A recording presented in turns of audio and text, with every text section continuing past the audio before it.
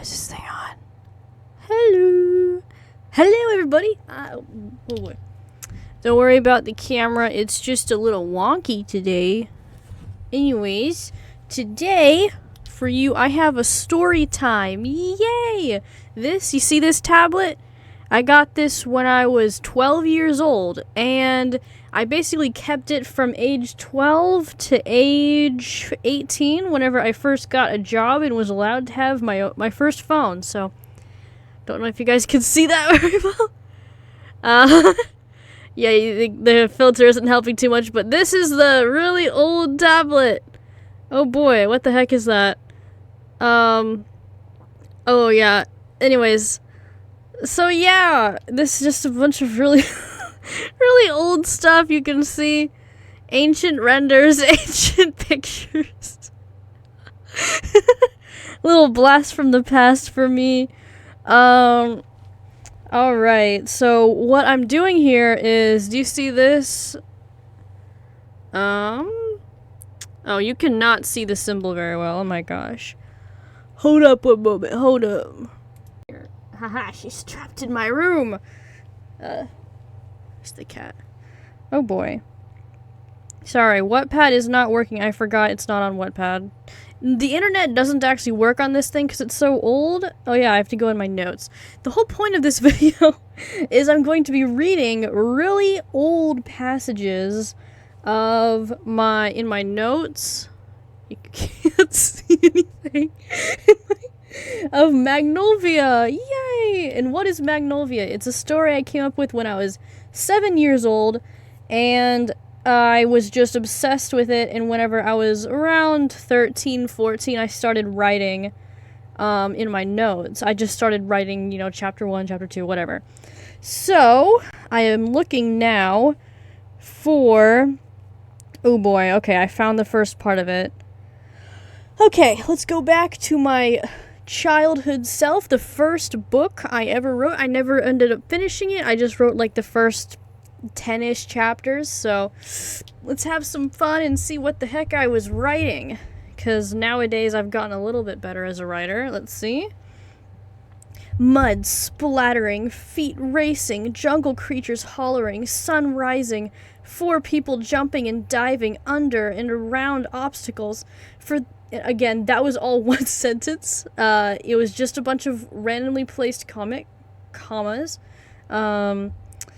So yeah, it sounds decent in my voice, but not so good grammatically. For these people were not running away, they were chasing. They were chasing a wildfire that has spread to a village.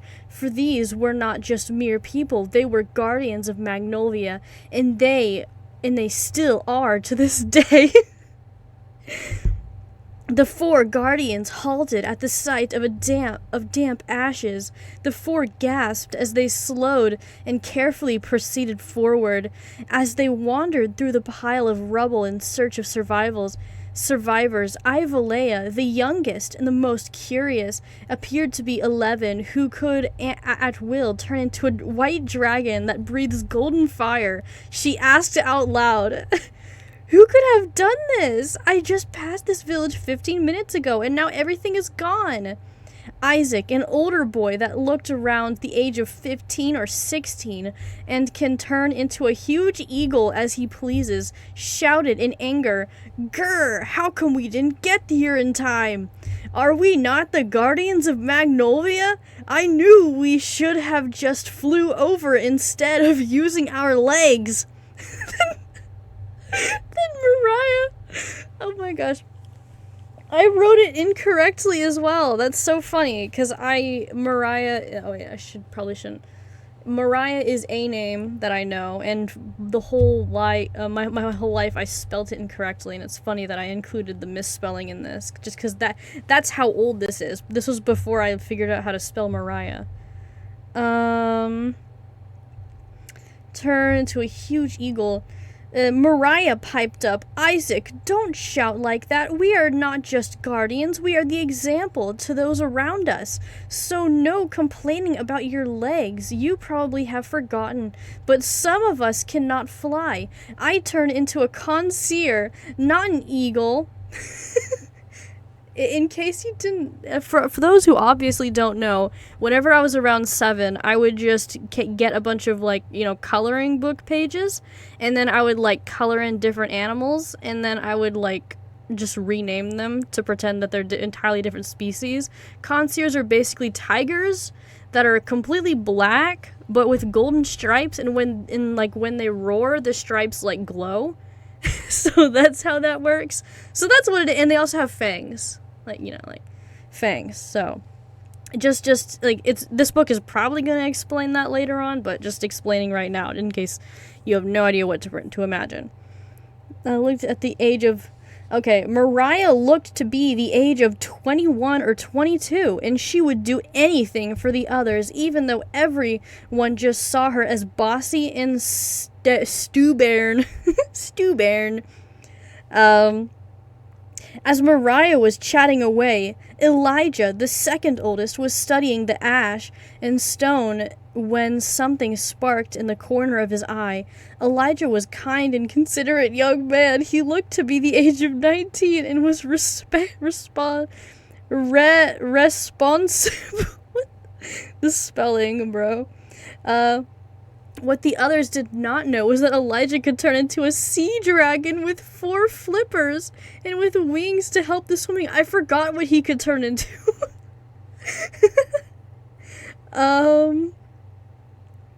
Elijah could turn into... Elijah was the kind of considered young man in K-19. He turned into a sea dragon with the help of swimming. Elijah had left Magnolvia's waters to explore. He was sighted a few times and then hurried back. So, I'm coming up with the lore here.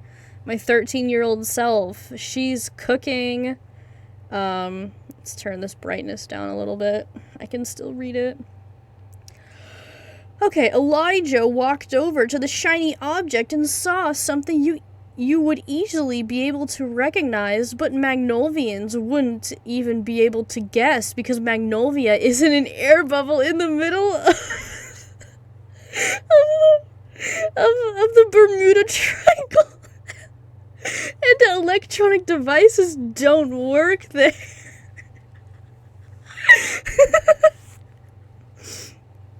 I loved the Bermuda Triangle, bro. I guess I've always been kind of, like, enjoying conspiracy stuff, because I've been thinking about that with a lot of my current day stuff. I also, will sometimes incorporate random conspiracies, just, like, very outlandish conspiracies and stuff. So I guess I've always been doing that.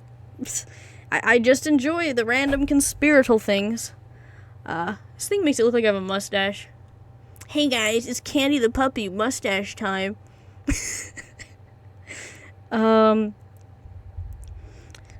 Shining object, so I guess you could correct. Also, the way, I know I'm harping on my child self, but the way that I keep talking about one topic, and then I kind of, like, transition to a completely different topic that has nothing to do with what's going on. It's singing, beginner writer, if I have to say so.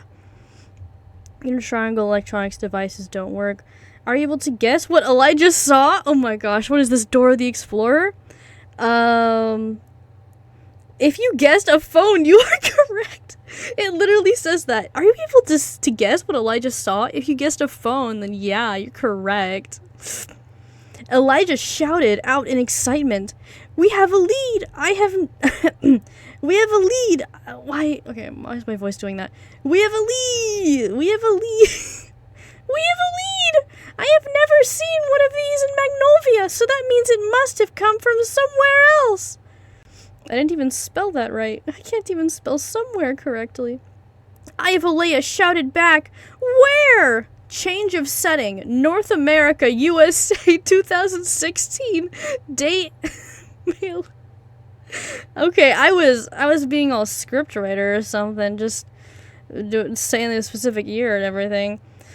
Meanwhile, it's just meanwhile, there's a space there. A small dot speeding. The dot was a car. In that car was a young man at the age of 17. His name was, and of course still is, Zaid. Zaid was known as a mischievous young boy.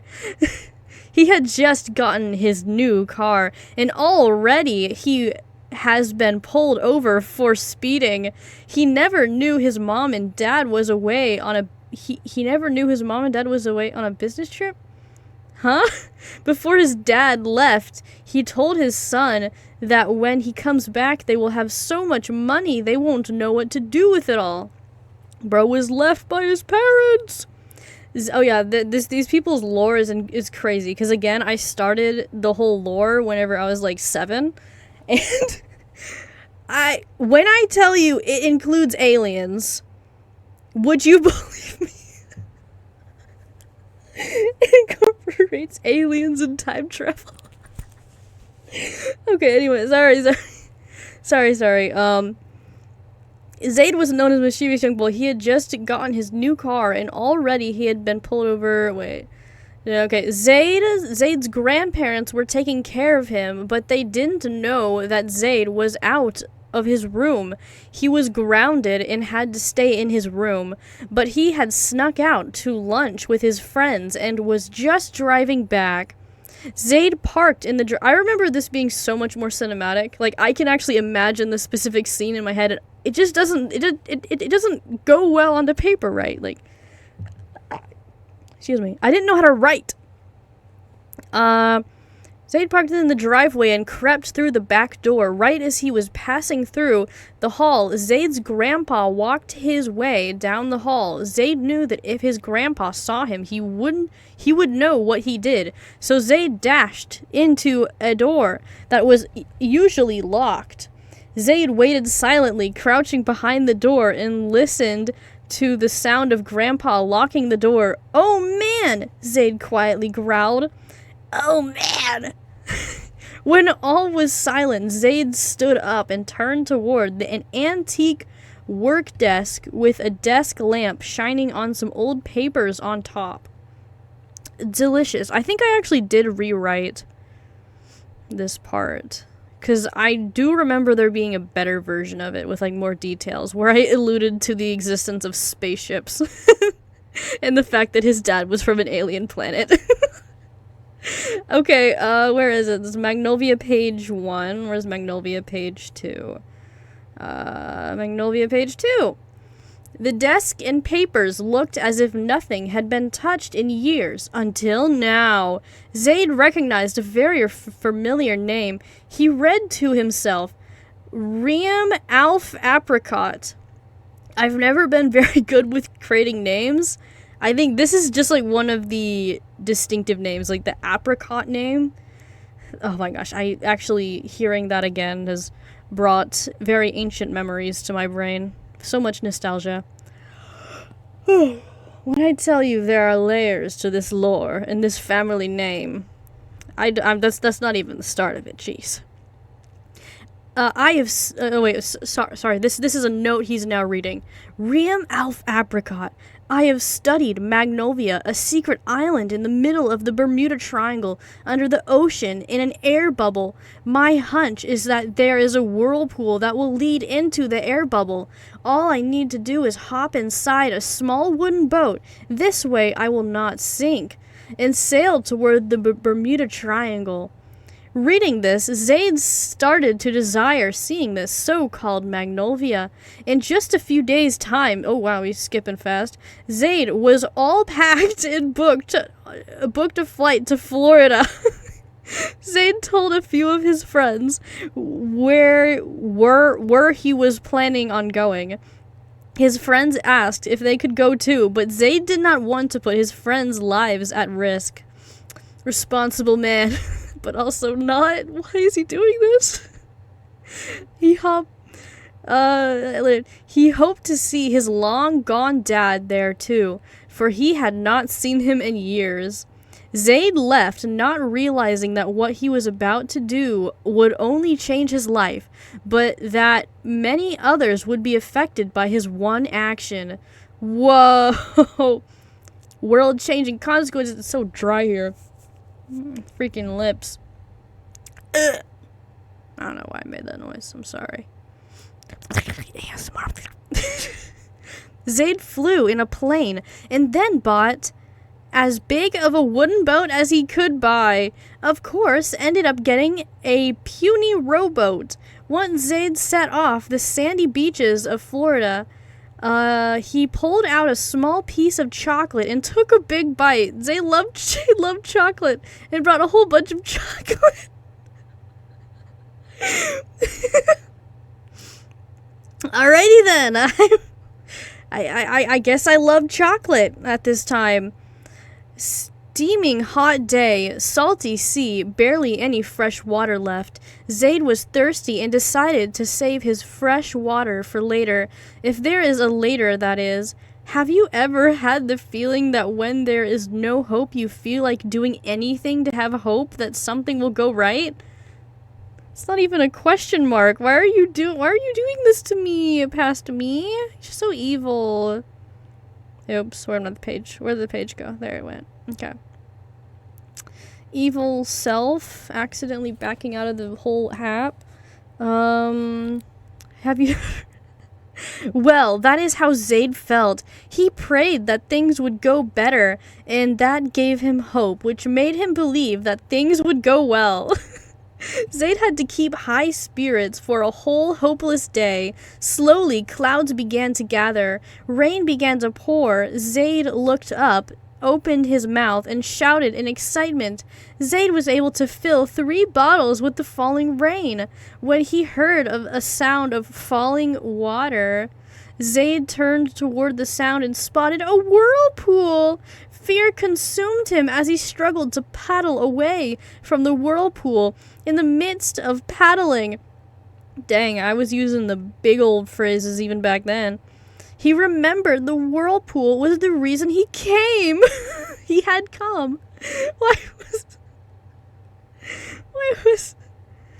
I'm just this, a lot of this, it's just the grammar for me and like the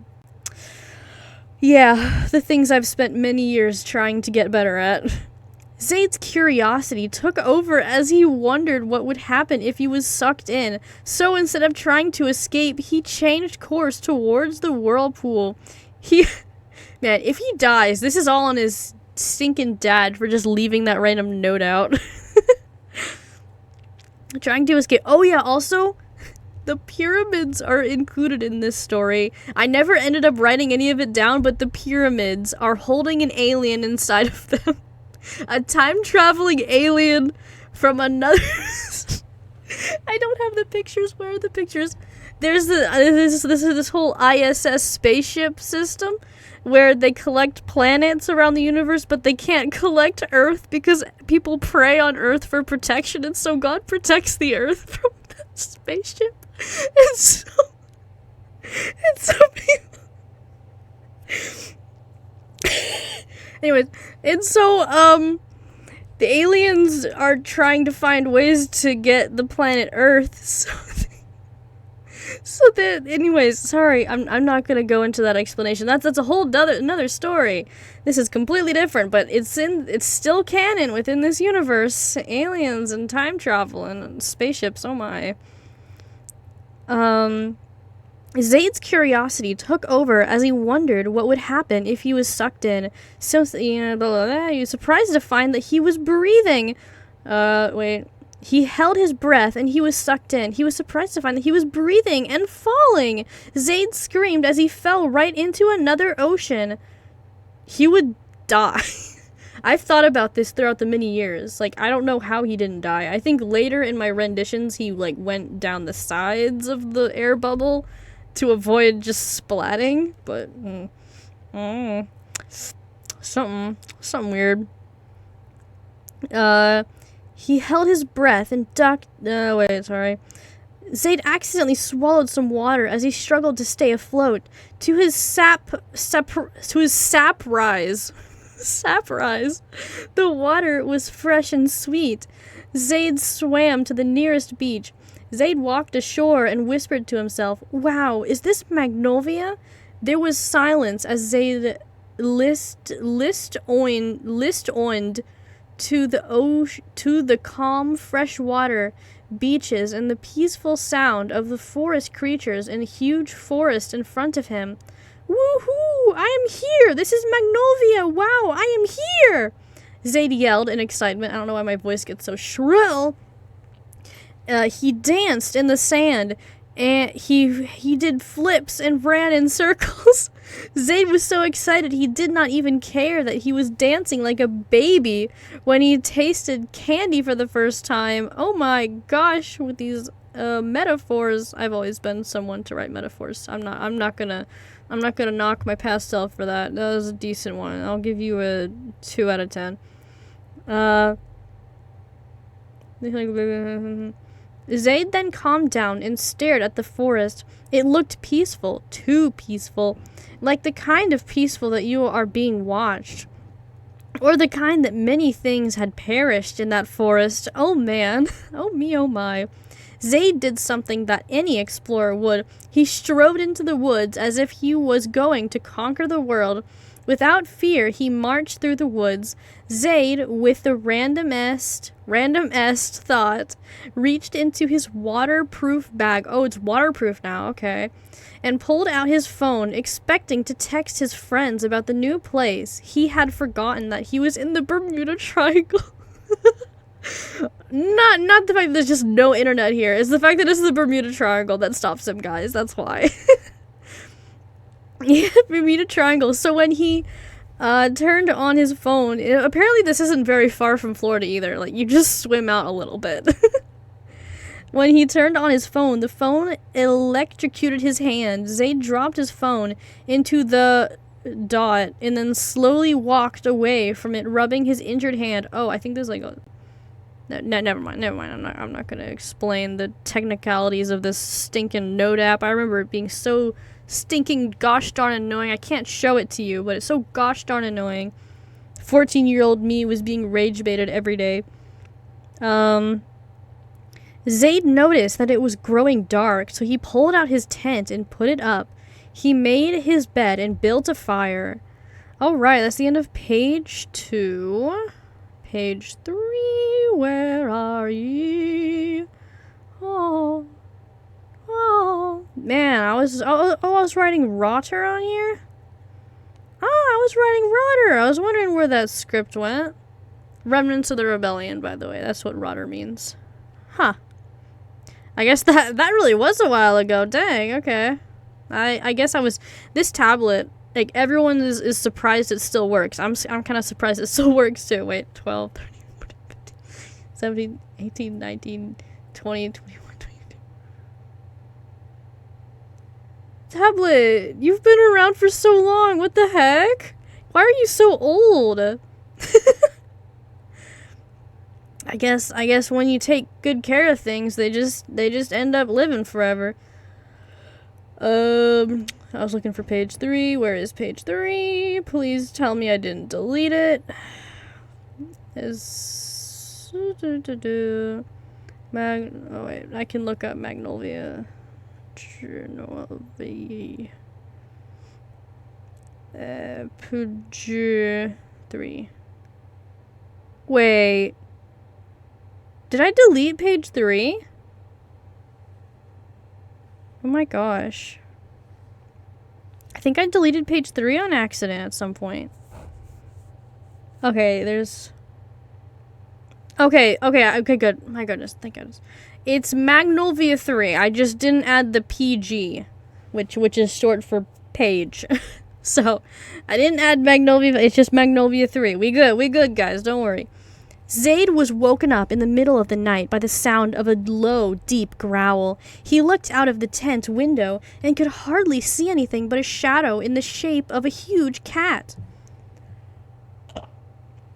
Excuse me. Oh yeah, conceers, by the way, are like 4 times bigger than normal tigers. They're like massive, like almost the size of a bus or something. So they're really big. They're really big and scary. Kind of a deep growl. He looked out of the tent window and could hardly see anything. In case, yes, that does mean that I have indeed memorized this story, and I do know exactly what's coming up, even though I have not read this in a very long time. In the tent window and could hardly see anything but a shadow in the shape of a huge cat. A shadow. The shadow was slow and swift. Slow and swift? Excuse me? The cat was as dark as a shadow. I think we established that already. The shadowy figure slowly and swiftly circled a small deer, stumbling in the dark. The tiger grumbled lowly, and as so, its stripes dully glowed a golden light. The deer had not even noticed the huge tiger. From Zaid's view, the tiger was only 20 feet away. Okay, I thought I was going to say 20 feet tall, and I was going to say I wouldn't put that behind me to say that. 20 feet away, and to Zaid, it seemed over 10 feet tall to him. So yeah, it is a massive tiger. The tiger circled around the deer slowly, creeping closer, because I got clothes and close mixed up. What's it called? Dyslexia. Yay! The tiger stopped right at the deer's face, which appeared to be blind in the shadow. The cat had to hold its breath. It was so close to the deer's face. All was suddenly silent, not a single sound. So many S sounds. I'm sorry for you guys who are listening. It's probably going to sound weird.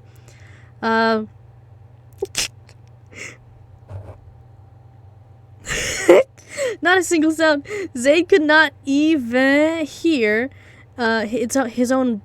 could not even hear his own heartbeat. Okay? Roar! It's literally just like roar, but then with like 20 exclamation points at the end. That's what I was laughing about a moment ago, because I saw that and I was like, oh my gosh. The cat roared louder than Zaid had ever heard. At the same time as the cat roared, all of its stripes, its red fangs, I forgot it had red fangs, and its orange eyes all glowed as bright as the moon on a summer night. Okay? The deer was so shocked that it dropped dead on the thick forest floor. Zaid was so startled that he passed out right then and there.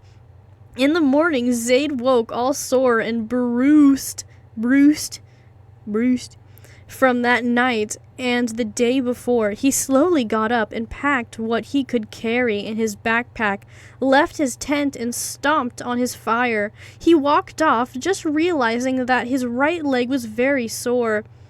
I guess he just slept weirdly. Oh wait, did he get... No, he didn't get bit by anything. I don't think he did. I don't think he got bit by anything, no. After about half a day of walking through those large woods, Zaid... Oh, by the way, the trees are massive. I'm terrible at, explaining things, but the trees...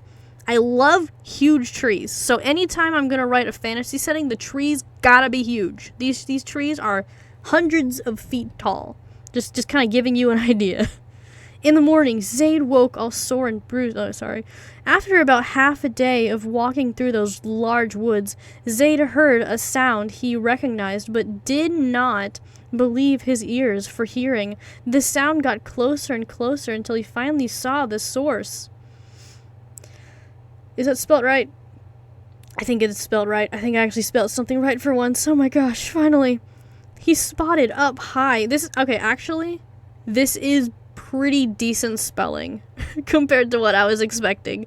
I have dyslexia, and I have especially struggled at the beginning of my writing career because I just had no idea how anything was spelled. So I'm impressed that the spelling is not too terrible. It just occasionally there's some mix-ups. He spotted up high in the trees a human riding a zip line over the tall trees. In shock, Zaid followed the zip line until he almost fell off a cliff. While he was looking up, Zaid looked down the steep cliff that led into a valley. The valley seemed to be in the center of a huge crater. This is where the time travel, because the thing is, this story is never going to explain it, but the whole city time traveled from okay. In the future of this story, in the future, about 50 or so years in the future, there's going to be a huge time travel event where a whole city just goes vanishing, and it goes back about 2,000, 3,000 years to the Magnolvia Island, and this has a lot to do with just random alien hijinks and the main character trying to thwart those, you know, the main character, not Zayd. There's another main character who's basically just a self-insert. Basically just putting everyone back because there was nuclear enemy alien missiles that were attacking, and she wanted to save her homeland, so she teleported everyone back in time to Magnolvia because she knew it'd be safe. And then this is the descendants of the time-traveling people. Yeah, there's the lore. It's crazy. And then that lady who time traveled and sent everything back, she went to like take a trip around the planet to like make sure everything was safe, and then she somehow ended up getting enslaved by the Egyptians, and they made her build the pyramids and then hid her inside the pyramids. And she's still alive because she has tiny nano creatures inside of her, which is basically just like humans and like little in their little spaceships, but they've been shrunk down to a cellular smaller than that cellular level, and their whole goal is to basically recreate her cell structure so that whenever she ages or whatever, you know, they can just kind of fix that, and then it's like boom, she's immortal, and she is, you know, in constant healing because of these tiny billions of like human just shrunk down life forms living inside of her. Again, they're all time traveled creatures that from alien planets. The aliens put them inside these humans because they're their greatest warriors, and it's like their way of controlling population and also from these other planets. So like the planets, they control any of the excess humans that they don't need because they just take the planets for like resource purposes. Then all the extra humans on the planet, they just kind of shrink them down and put them inside their like select group of warriors, who then they sent to the other planets to wage war on those humans and basically wage war on them. And then boom, you know, it's kind of confusing, but yeah. There's a whole human civilization inside of her, and they were somehow keeping her alive that entire time she was in the entire time she was in the pyramid. And then in book 3, which I never even got anywhere near to, in book 3 she was finally released and went back to Magnolvia to meet her daughter, who is Ivalea, because she's the mother of Ivalea. Anyways, yeah, and that's why Ivalea is able to turn into a dragon, by the way. Because, you know, it isn't that she's using the same magic that everyone else is using. She's using the magic of the little bug creature, you know, like nanites things that she uses to transform into a dragon. Yeah. To a valley. The valley seemed to be in the center of a huge crater. Zayd followed the zip line with his leg. Zayd hung from that root and the edge of the cliff, scared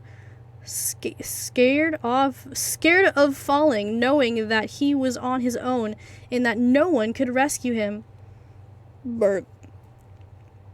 Zayd saw another ledge big enough to hold him. With no other choice, Zayd swung himself to side to side, to side, and once he was cloths enough, he let go of the tree root. And it was tough landing, but Zayd was able to grab hold of the ledge and pull himself up. Slowly, Zayd climbed down the cliff until he was near the end next to the ground. Zayd then slipped the next few feet right into mud and dead leaves. After a minute or so, Zayd stood to his feet and crawled toward the small village. The people were very nice to him. They gave him water and helped him clean off the mud and dry leaves. They even tended to his gashes and wounds. After all was well, Zayd looked around as he rested on a bale of hay. He saw that the people of the village either wore animal skin clothes or tightly knitted wool from animals similar to sheep. Some children wore sashes with small pockets of basil. Zayd heard grown men sitting near him sharing knowledge. I didn't know how to spell knowledge, so I put it in little parentheses and just like knowledge. Knowlage. So that's cute. about concierge. It turns out that the huge cat he saw in the woods last night was a concierge. The older man told the younger, the best way to survive a concierge attack is if you are wearing fresh basil. Because I hated basil, but I was actually thinking of cilantro because I didn't know that I saw cilantro and I said, hey mom, what's that? And she was like, oh, that's basil. She thought I was pointing at the basil, but I was pointing at the cilantro. So I went multiple years of my life thinking cilantro was basil, and that that means my hatred for cilantro then went into my hatred for accidentally basil. So hence why basil is mentioned here. The best way to survive a concierge is if you have fresh basil. Concierges are immune to most toxins, but basil would kill a concierge almost instantly after consuming basil. With his new information, Zaid filled the rest of his bag with basil and walked around the village. He participated in small crafts, and also I was misspelling basil the whole time too. Just fun. I had the little parentheses for Horizon too. That's so cute. He participated in small crafts and little ball games with the village children until the sun was at 1-3 distance to the evening horizon. And as Zaid was catching his breath, he noticed a nearby shop, which by horizon you can somehow see the sun through the ocean. I'm not even gonna try to explain that. It doesn't make any sense. As Zaid saw a cat catching his breath, he noticed near a shop. What was so strange about that shop was that it sold strange creatures. He watched as an 11-year-old girl carried a large Magnolvia Part 4. The girl... Why did I not explain? I'm at part 4, and it's not saying what she was carrying. I know what she was carrying. I remember this vividly, but still, like, gosh darn. One moment. I'm going to... It's really hot in here, so I'm going to change the fan positioning so I am not so hot. Yo, what's up? Okay, so it's been a good, like... almost an hour since I paused that, and I had read almost to pretty much chapter 10, and I was just about to finish and then send everyone off whenever the file that was recording corrupted, so I'm gonna have to reread all of that. So I'm just gonna make this 2 videos instead. So if you guys want to do that, I mean, obviously I don't expect anyone to watch this, but if you for some reason do want to watch this, stay tuned for part 2, I guess. See ya.